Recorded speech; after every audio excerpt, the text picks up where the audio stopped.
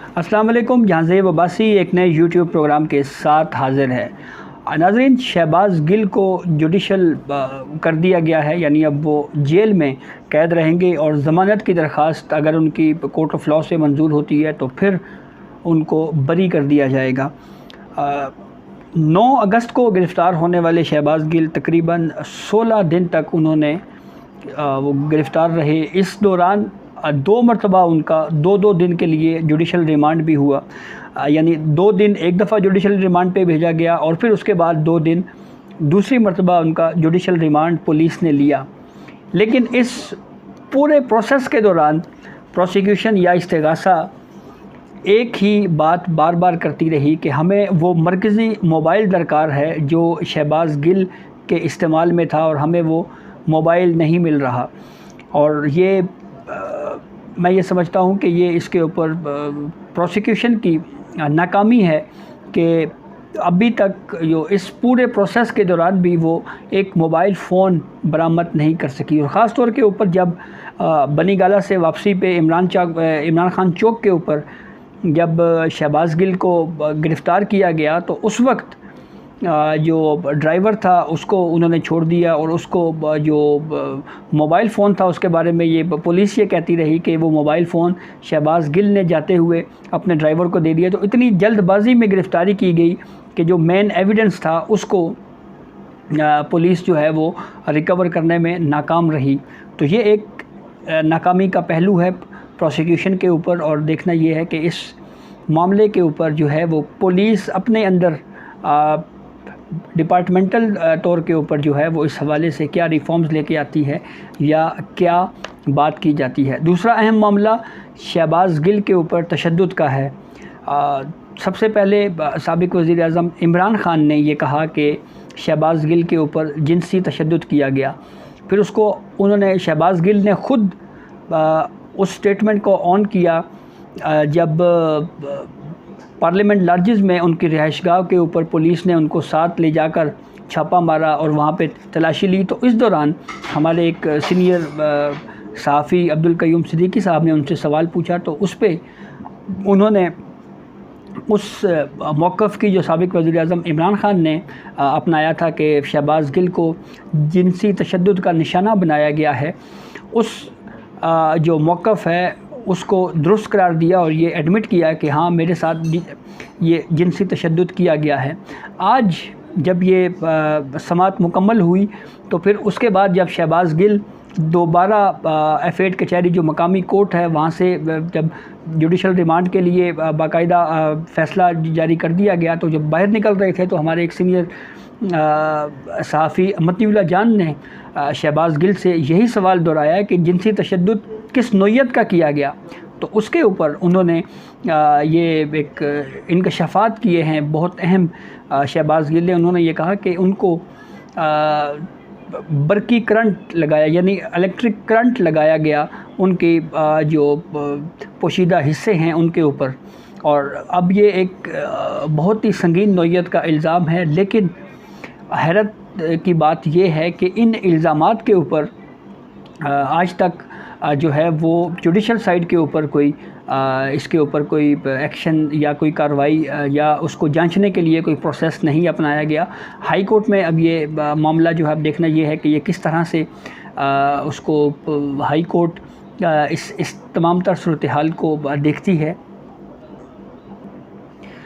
تو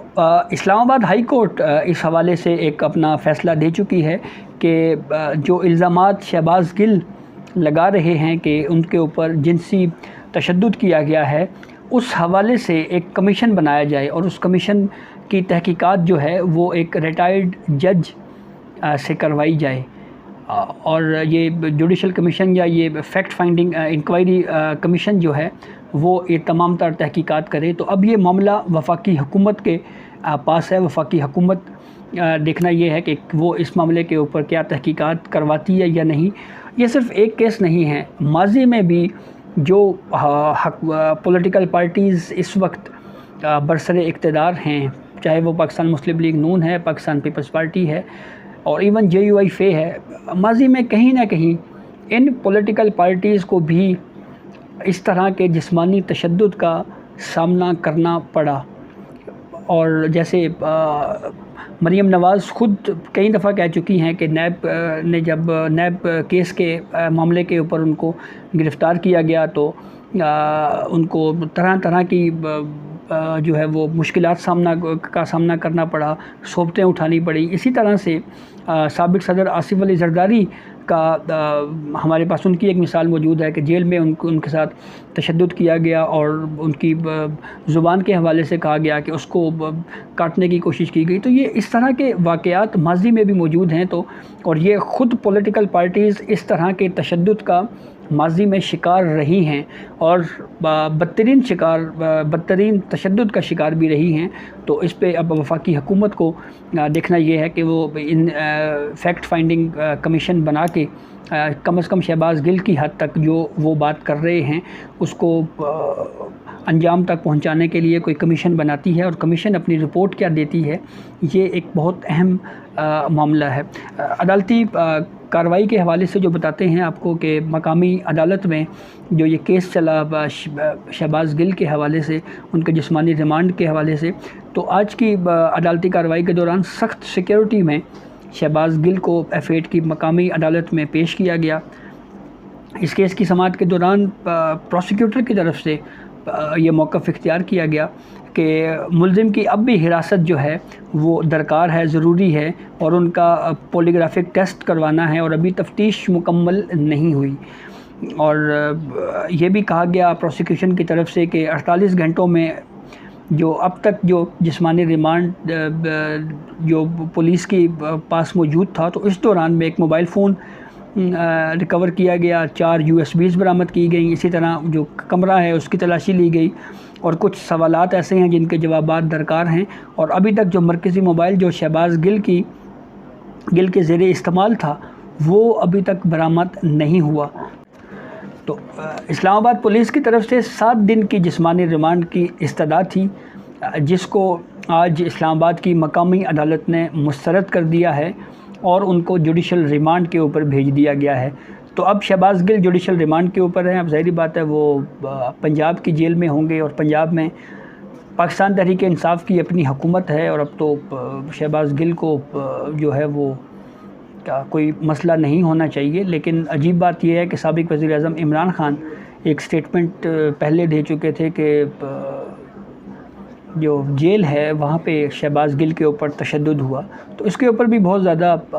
گفتگو ہوئی، بہت زیادہ بحث شروع ہو گئی کہ جب پنجاب میں حکومت تحریک انصاف کی ہے تو وہاں پہ ان کے اوپر تشدد کیسے ہو سکتا ہے۔ تو بہرحال اب جوڈیشل ریمانڈ جو ہے وہ جوڈیشل ریمانڈ پہ ان کو جیل بھیج دیا گیا ہے، اور اب یہ کئی امکانات ہیں کہ شہباز گل جو ہے وہ بیل کے اوپر جو ہے وہ ان کو ضمانت مل جائے گی، اور پھر ٹرائل جو ہے وہ چلتا رہے گا، اور پھر اس کے بعد جو نیکسٹ چالان وغیرہ پیش ہونا ہے یا دیگر جو پروسیس ہے قانونی وہ ساتھ ساتھ چلتا رہے گا۔ تو لیکن ایک بات جو جیسے میں نے آپ کو پہلے بتایا کہ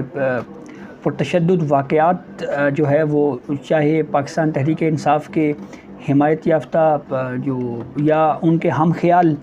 یوٹیوبرز یا صحافیوں کے ساتھ جس طرح کے اس رویہ اپنایا جا رہا ہے، یہ کسی صورت بھی جو ہے وہ اس کی حمایت نہیں کی جا سکتی،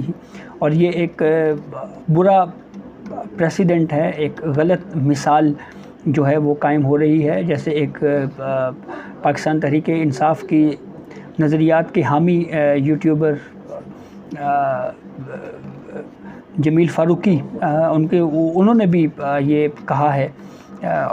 کہ ان کے ساتھ بھی تشدد کیا گیا،